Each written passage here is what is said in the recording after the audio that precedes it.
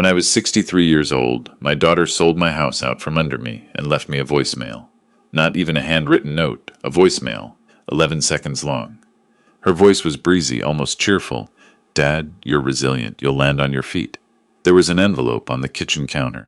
$200 in crisp 20s from an ATM, somewhere between my life and whatever she was building without me. 11 years later, my granddaughter typed my name into a search bar for a college journalism assignment and found a newspaper article she never expected to see. Within 8 hours, I had 147 missed calls from the daughter, who had thrown me away like old furniture. Before I tell you how this ends, let me know where you're watching from in the comments. Hit like and subscribe if you've ever had to rebuild your entire life from nothing, while someone who shares your blood sat back and watched. The night I came home from my wife's funeral, I already knew something was wrong. We had been married for 38 years. She helped me study for my engineering licensure exam. On our second date, drove me to job sites at 5 in the morning when my truck broke down, raised our daughter mostly alone during the years I traveled for infrastructure contracts across the Midwest, and then she was gone. Pancreatic cancer took her in 11 weeks. 11 weeks from diagnosis to burial. I barely had time to understand what was happening before I was standing at a graveside in Columbus, Ohio, holding a single white carnation because she always said roses were too obvious.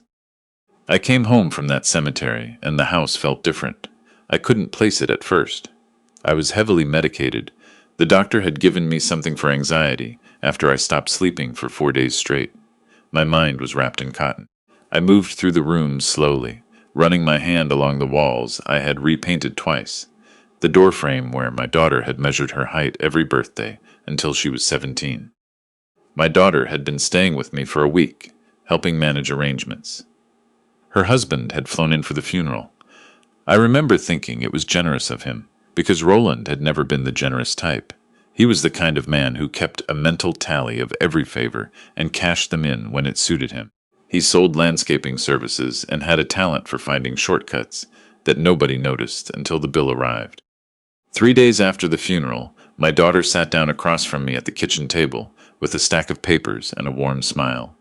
She said they were insurance forms, hospital billing documents, a standard power of attorney so she could help manage my affairs while I was grieving. She said the attorney had told her it was routine. She said she'd already gone through it all. She said, "Dad, you need to rest. Let me handle this." I trusted my daughter. I signed where she pointed. I found out 6 weeks later what I had actually signed when a man from a title company knocked on my door and introduced himself as the new owner's representative. He was polite about it. He said he was sorry for the confusion. He said the property had been transferred and sold, that the new family was scheduled to move in the following Friday, and that he hoped I had made alternate arrangements for my residence. I stood in the doorway of the house I had owned for 22 years and couldn't make a single sound. The envelope was on the kitchen counter, $200 in 20s, and her voice on my phone, 11 seconds. "Dad, you're resilient. You'll land on your feet." I want to pause here and be completely clear about the legal mechanics, because people always ask how this is even possible. A quitclaim deed is a real estate document that transfers ownership without any warranty of title. In Ohio, it requires a notarized signature. My daughter had included a notary in that stack of insurance papers. I had signed a quitclaim deed, a durable power of attorney, an authorization to access a joint savings account. She had quietly added herself to 3 months earlier, all of it buried in the pile, all of it signed while I was on lorazepam and running on 4 hours of sleep. She had been planning it before her mother was even gone. I don't say that lightly, but when I finally hired an attorney and we pulled the timeline, the deed had been prepared 6 weeks before my wife died, when the prognosis was already terminal. My daughter had been waiting. I was 63 years old, a widower, a retired civil engineer, $200 and an 11-second voicemail to my name. I slept on a cot in a former colleague's basement in Westerville for 4 months. I ate a lot of canned soup. I did not call my daughter. I did not beg. I found work doing structural inspections for a small firm downtown, and I started over. Now let me tell you what happened in the years that followed, because this is the part that matters. Grief, real grief, the kind that strips you down to bone, does one of two things to a person. It either buries you or it burns away everything that was never essential to begin with. I had spent 30 years as a civil engineer solving problems that other people couldn't solve. Bridges that were failing invisibly. Foundations that looked solid from the outside and were rotting underneath. I understood structural integrity. I understood what happens when you ignore a crack long enough. About 2 years after I lost the house, I started consulting independently. Then I developed a proprietary inspection protocol for aging bridge infrastructure, a systematic method for detecting subsurface corrosion that standard visual inspections missed entirely. I filed for a patent, then another. A mid-sized infrastructure firm in Pittsburgh bought both patents and offered me an equity stake in exchange for exclusive licensing rights. I took the deal. By the time I was 72, I had $18 million in the bank and an office on the 14th floor of a building in downtown Columbus that I owned outright. I drove a 7-year-old Subaru. I still ate canned soup sometimes, out of habit. And I had founded a nonprofit called the Solid Ground Foundation, a legal advocacy organization that fights predatory deed theft targeting elderly homeowners. We had a team of attorneys who worked at reduced rates, a network of forensic document examiners, and active relationships with state attorneys general in 4 states. In 2 years, we had reversed 93 fraudulent property transfers. I never imagined it would be my granddaughter who found out. Her name is Faye. She was 10 years old the last time I saw her, playing with a gray tabby cat in her parents' backyard in Phoenix, completely unaware of what her parents had done to afford that backyard. She is 21 now, a junior studying journalism at Arizona State. Her professor assigned a long-form feature. Profile an ordinary person who built something extraordinary from a moment of personal crisis. She typed my name into a search bar. The Columbus Dispatch had run a profile on me 4 months earlier. Half a page, above the fold in the business section. Engineer who lost home to family fraud builds company, launches legal defense fund for Ohio seniors. My daughter's name was not in the article. The reporter had respected my request for that privacy, but my name was there, my face was there, and my granddaughter recognized me. She called me on a Tuesday afternoon. I was reviewing a case file, a 70-year-old widow in Cleveland who had been locked out of her own home by her son-in-law. The call was an Arizona area code. I almost didn't answer. "Grandpa?" Her voice was barely audible, young and shaking and completely undone. "Grandpa, is this really you?" I set the file down on my desk and sat very still for a moment. The last time I had heard that word directed at me, she was asking me to push her on a swing. "It's me," I said. She started crying before she could get another sentence out. Not soft crying, the kind that comes when something enormous and terrible becomes suddenly real. She said she'd been sitting in the university library for an hour, staring at the article, telling herself it couldn't be right.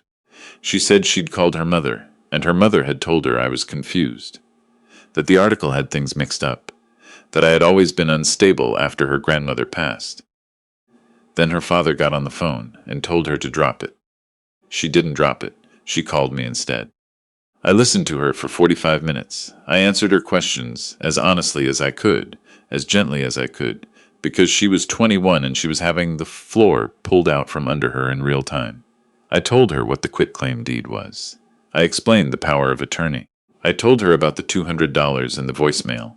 I told her I did not blame her, that children do not choose their parents' crimes. The call ended abruptly. I heard shouting on her end, then her father's voice very close to the receiver, then silence. Less than 20 minutes later, my phone started ringing.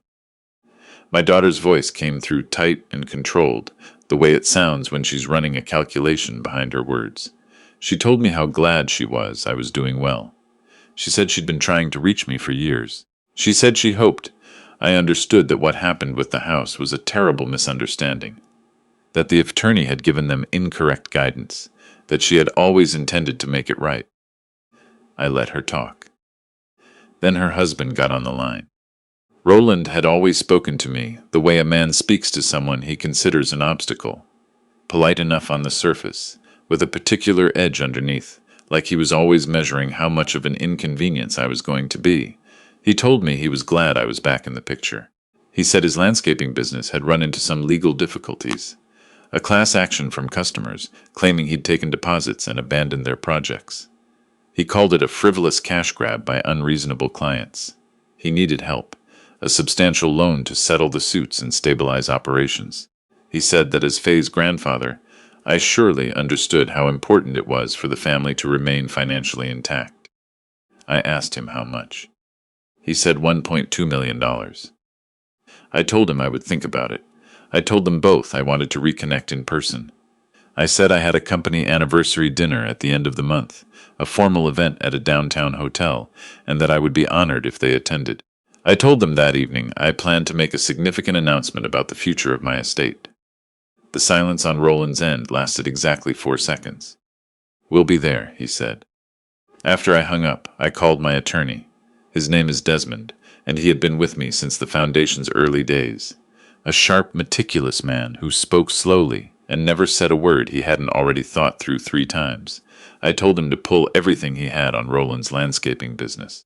What Desmond put in front of me 2 weeks later was considerably worse than a class-action lawsuit. Roland had been running a predatory contracting scheme for at least 4 years. He targeted elderly homeowners specifically, people in their 70s and 80s identified through public property records as single-occupant households. He would quote aggressively low prices for large landscaping or hardscaping projects, collect 50 to 70% upfront as a materials deposit, begin work slowly, then manufacture a dispute, bad weather, supply chain delays, the customer allegedly changing specifications, and ultimately abandon the project while keeping the deposit. He had done it to at least 63 families across Arizona and Nevada. The class action was one piece, but there was a second file. The Arizona Attorney General's office had opened a criminal investigation for wire fraud and elder financial exploitation 6 weeks earlier. Roland didn't know how far along it had progressed. He thought he was still in the civil phase, manageable with a settlement check. He needed clean money fast to make the civil suit disappear before the criminal case hardened around him. He had come to me for the same reason he had gone after every vulnerable person on his list, because he thought I was a soft target. He thought the father-in-law who had lost his house, spent a decade in obscurity, and quietly resurfaced was the kind of man who would be so grateful for the reunion that he'd hand over $1 million just to feel like family again. He did not understand that I had spent 11 years building an organization specifically designed to dismantle people exactly like him. Faye called me 4 days before the dinner. She was driving. I could hear highway noise on her end, and her voice had settled into something quieter and more resolved than the crying girl from 3 weeks earlier. She said she had been reading everything. The AG investigation filings, which were partially public record, the Better Business Bureau complaint database, contractor reviews going back 5 years. She said she had called 3 of the families on the complaint list and spoken with them directly for her journalism feature. She said she knew what her father was. I told her about the dinner. I told her what I was planning. I told her that before I took the stage, she needed to find a woman in a navy blazer standing near the east exit of the ballroom. I told her that woman was a senior investigator from the Arizona AG's office. I told her all she had to do was hand that woman a USB drive I was going to mail her overnight. She was quiet for a long moment. "What's on the drive?" she asked. "Everything," I said. "All of it. Financial records, transaction histories, client testimonials, communications. Everything the AG needs to move from civil to criminal charges before Roland can buy his way out." Another silence. "Okay," she said. "I'll be there." The ballroom was everything Roland had been waiting for. High ceilings, warm lighting, 200 chairs filled with community leaders, nonprofit partners, city council members, and journalists. My daughter and her husband arrived 20 minutes early. I watched them from the mezzanine. Roland wore a dark suit that fit him the way expensive clothes fit men who have recently lost weight from stress. My daughter wore a pale blue dress and held his arm, scanning the room with the careful eyes of someone calculating angles. They looked like people attending a coronation expecting to be crowned. A reporter for a local business publication stopped Roland near the bar. I watched him straighten his jacket, loosen the tension in his jaw, and begin performing. He told the reporter it was wonderful what his father-in-law had built. He said family support was the backbone of any great endeavor. He said he was proud and hoped to be involved in the foundation's future growth. I let him have that feeling. I wanted it to be real for him. The warmth of it, the relief. I wanted him to feel the certainty that he had played this correctly, that the old man had taken the bait, that the check was essentially already in his hand. I took the stage at 8:15. The room settled the way rooms do when someone with genuine authority walks to a microphone. I adjusted the stand, looked out at the white tablecloths, and found the front row. My daughter met my eyes and gave me a small, careful smile. Roland sat forward slightly, one hand resting on his knee, already practicing the expression he would wear, while accepting whatever I was about to hand him. 11 years ago, I began, letting the words sit in the air. 11 years ago, I walked into a house I had owned for 22 years and found it empty. I told them about the envelope on the counter, the $200 in 20s, the 11-second voicemail. I told them about the quitclaim deed buried in the insurance stack. I told them about the power of attorney signed by a medicated man standing beside his dead wife's belongings. I used the word fraud. I used the word premeditated. I did not name my daughter or her husband by name. I let the audience draw the map themselves. By the time I reached the founding of the Solid Ground Foundation, my daughter's face had gone very still. Roland had moved through 3 distinct expressions: the frozen smile, then rapid blinking recalibration, then a tight, controlled blankness that was his version of crisis management. Then I made the announcement. Effective immediately, I said, 100% of my equity in the engineering firm, all royalties from my patents, and my personal estate were being transferred to the Solid Ground Foundation. The foundation's board, 3 retired judges, 2 university ethics professors, a former state attorney general, would govern all future disbursements. There would be no individual heirs, no private inheritance, not a single dollar to my bloodline. I had structured the transfer 6 months ago. It was already legal and binding. There was nothing to contest. Roland stood up. He didn't make a scene immediately. He was still too controlled for that. He said my name across the white tablecloths, the way a man corrects a subordinate. He said there had clearly been a misunderstanding. He said I was emotional. He said we should step outside and discuss this privately. I looked at him calmly and said there was nothing to discuss. That was when he lost control entirely. He shoved the chair back so hard it hit the table behind him. He moved toward the stage with his face rearranging into something I had never quite seen on him. Not the calculation, not the pleasantness, but the raw, stripped thing underneath all of it. He got his hands on the stage apron and shouted at me. He used the word senile. He used the phrase legally incompetent. He told the room I'd been confused since my wife died, that the foundation was being manipulated by outside parties, that someone needed to intervene before a vulnerable old man signed away his life's work. The dispatch photographer was clicking continuously. My daughter didn't move to stop him. She stood very still beside the overturned chair with her hands at her sides and watched her husband dismantle the last version of himself that might have been salvageable. Then the east door opened. Faye walked through it first. She wasn't in formal attire. She was in jeans and a blazer, and she moved with the particular purposefulness of someone who has already made the hardest decision of their life and is simply carrying it out. She walked to the front of the room, looked at her father, with an expression that was not angry and not sad, and was somehow worse than either, completely clear-eyed, stripped of every ambivalence, and she took the microphone from the podium stand. "I'm Faye," she said to the room, "his granddaughter, and everything he just told you is true." Her mother made a sound, a short, strangled syllable. Faye spoke for 4 minutes. She didn't editorialize. She laid out what she had found in her journalism research. The AG investigation, the pattern of elderly victims in Arizona and Nevada, the financial mechanics of the deposit scheme. She said her father had come to this dinner not to celebrate his family, but to secure a cash infusion to forestall a federal wire fraud charge. She said she had verified every fact through primary sources and public records. She set the microphone back on the stand. Roland moved toward her. "I am 74 years old. I am not a young man, but I moved between them before anyone else in the room processed what was happening. I put my hand flat against Roland's chest and pushed. He stumbled backward against the stage, and his momentum carried him down to one knee on the ballroom floor, and before he got back up, the hotel security team was already there. The woman in the navy blazer had come through the east door behind Faye. She and her colleague approached Roland in the space the security team created, and she introduced herself with the calm efficiency of someone who does this regularly. Roland's face went gray in a way I have never seen a human face go gray before. My daughter turned to me. Her eyes were doing something complicated, some negotiation between the person she'd been performing for 11 years and whatever was left underneath it. She reached for my arm. She said my name. She said we were family. She said she had made mistakes. She said she needed me.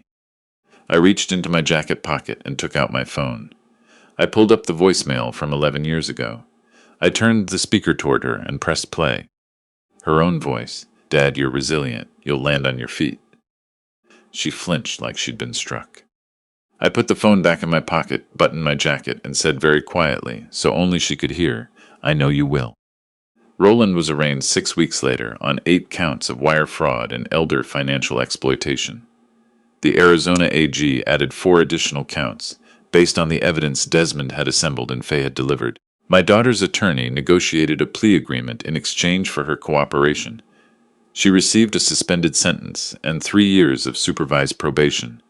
She stood in a federal courtroom and entered a guilty plea to 1 count of fraudulent real estate transfer, and her name went into the public record. I visited her once at her attorney's office after the plea.